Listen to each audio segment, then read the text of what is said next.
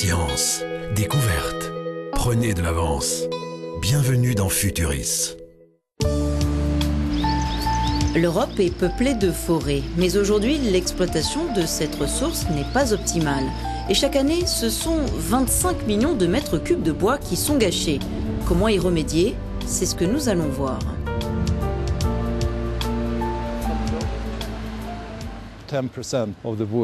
10% du bois est produit en vain, gâché.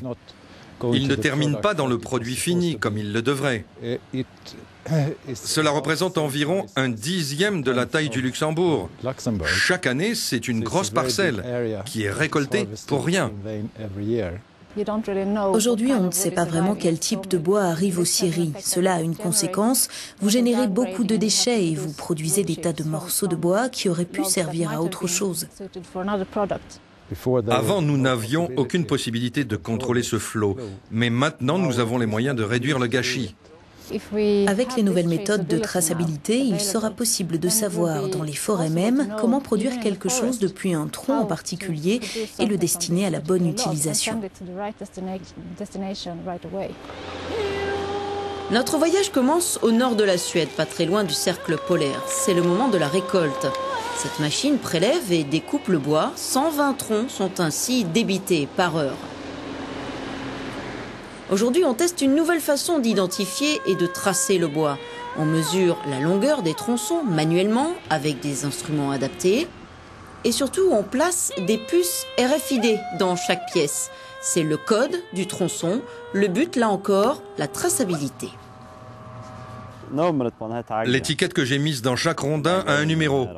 Après, je calibre manuellement. Les mesures sont transmises à l'ordinateur de la moissonneuse. Chaque arbre est identifié. Ces données sont alors envoyées à notre bureau principal qui les partage avec la scierie. Cet essai est supervisé par des chercheurs environnementaux. Ils travaillent sur un projet européen de recherche sur la traçabilité du bois grâce aux nouvelles technologies.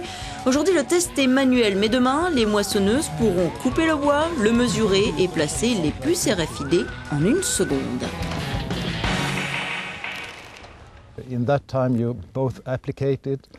Vous lisez le code de la puce, vous le chargez sur l'ordinateur de la moissonneuse, donc vous liez les informations sur l'ordinateur aux informations du tronçon.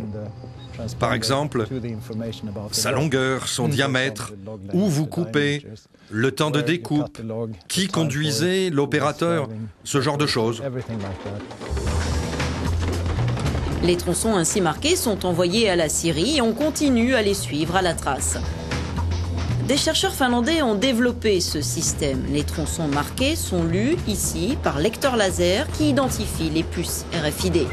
Des puces qui sont en fibres naturelles biodégradables, bref, un vrai concentré de technologie. Le bois qui n'est pas découpé en pièces est mouliné et il sert comme matière première pour la fabrication de papier. Or, on ne permet aucun plastique dans le papier. Et le plastique, c'est la matière utilisée pour les puces RFID. Donc nous avons dû trouver un autre matériel qui est accepté par les papeteries. Ce système de traçabilité permet aux scieries d'adapter leurs objectifs. C'est un gain de temps, mais aussi une optimisation du travail industriel. Le bois est mieux utilisé et les forêts préservées. Le fait de connaître la longueur et la provenance des arbres est important pour les gens de la scierie parce que, par exemple, ils peuvent mieux choisir ensuite l'endroit où ils achètent du bois.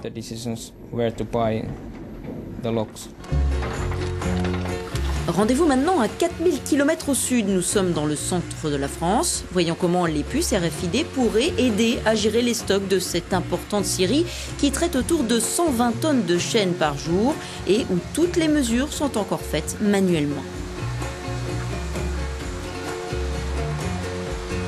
Le processus d'identification par puce RFID y améliorerait la gestion en bois, comme dans d'autres grandes scieries d'Europe, où on marque le produit final d'un code-barre. Ici, on est sur un stock d'environ 12 hectares.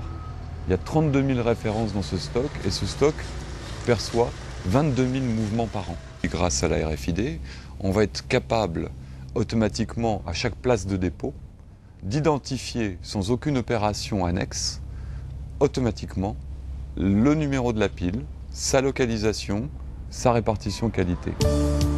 Mais ces puces sont loin d'être totalement satisfaisantes. Selon le bois et les températures, elles peuvent vite devenir fragiles et chères. Alors les recherches continuent. Retour en Suède où on teste un nouveau moyen avec un marquage spécial à l'encre. L'objectif cette fois-ci est d'imprimer un code à l'encre au moment de la découpe. Les défis techniques sont énormes. C'est un environnement difficile, mais dans lequel cet équipement devrait fonctionner. Vous avez des petits trous, des petits tubes d'encre et les valves sont également très petites. Pour tester leur invention, les chercheurs ont reproduit les conditions d'une scierie. Des lampes spéciales sont utilisées, elles aident la caméra à voir le code. Le traitement informatique et de l'image devrait permettre à un logiciel de décoder les données dans toutes les conditions météo. Cet équipement doit résister entre moins 40 et plus 40 degrés. C'est un environnement très difficile. Dans cette usine du sud de la France, 1,5 million de troncs de pin maritime sont découpés chaque année pour produire du contreplaqué. Les codes à l'encre sont testés, les rondins mesurés et les données codées sont alors imprimées dessus. Les tronçons sont ensuite soumis durant une quinzaine d'heures à des températures avoisinant les 80 degrés. L'encre résiste au traitement. Les tronçons sont toujours identifiables, on peut alors les peler et les transformer en contreplaqué. Mais Robert Golja rêve d'une traçabilité plus complète. Nanoparticules, plus encre invisible, plus laser. Distribuées avec l'encre, les nanoparticules sont lues par des lasers puissants qui agissent même en cas de saleté, de neige ou de glace. On a fait des tests ici avec des puces RFID. Les puces RFID satisfont à la contrainte environnementale, c'est-à-dire en gros de traverser les étuves pendant 16 heures, 20 heures à 80 degrés. Mais elles ne satisfont pas à la deuxième préoccupation majeure, c'est-à-dire le ratio économique entre la technologie traçante et la valeur de la matière tracée.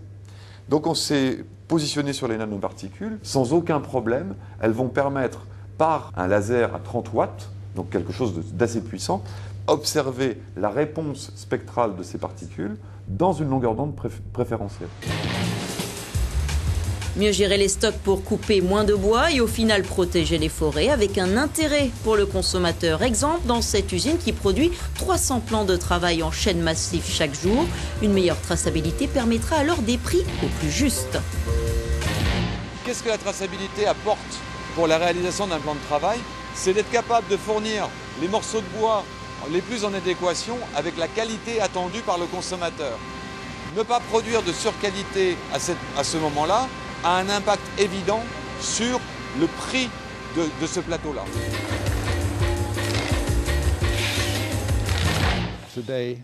Les consommateurs sont ceux qui feront le plus prospérer ce projet. Parce qu'aujourd'hui, ils payent le bois qu'ils achètent, mais ils payent aussi pour le gâchis. C'est un prix très élevé pour peut-être un produit qui n'est pas bon. Avec une bonne traçabilité, ils en tirent de meilleurs bénéfices.